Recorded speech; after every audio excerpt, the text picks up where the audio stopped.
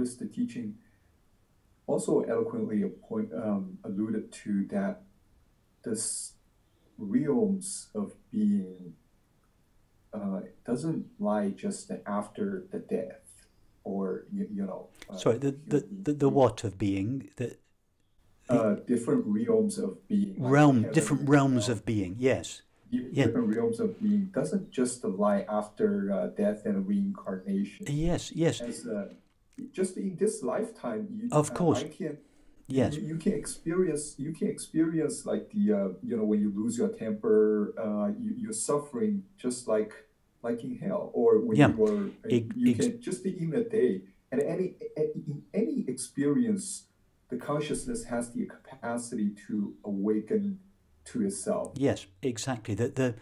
These deeper realms of being that are referred to in the Buddhist tradition that we may encounter after death in the future, that what they really are deeper layers of the psyche Yes, that exist now that are yes, not available in the relatively narrow compass of the waking state mind. yes, Now, because the waking state mind conceives of everything through its own limitations, the waking state mind superimposes time and space onto everything, and it then forgets that it is doing this and believes that time and space is inherent in reality. It's not. yes, Time and space are just a mode of thought and perception. They are part of the finite mind. They are imagined with the finite mind. They don't belong to the reality that is larger than the finite mind. But the finite mind doesn't know this. So what in fact lies in the depths of the mind, the finite mind imagines that it exists in time.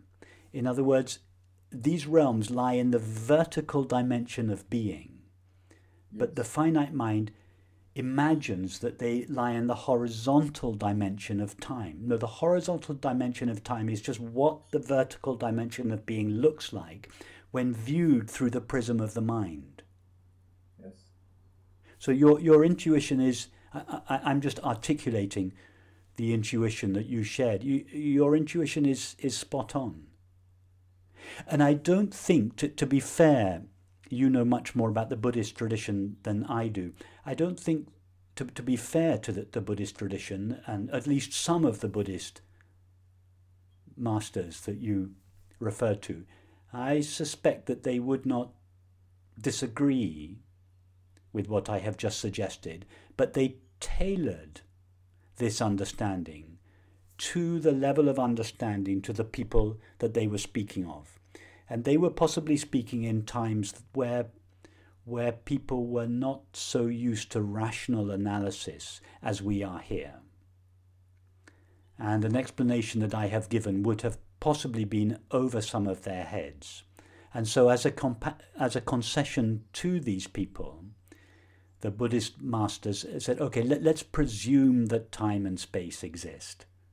Therefore, we will project this possibility of recognizing what lies in the depths of our own mind now into some future possibility.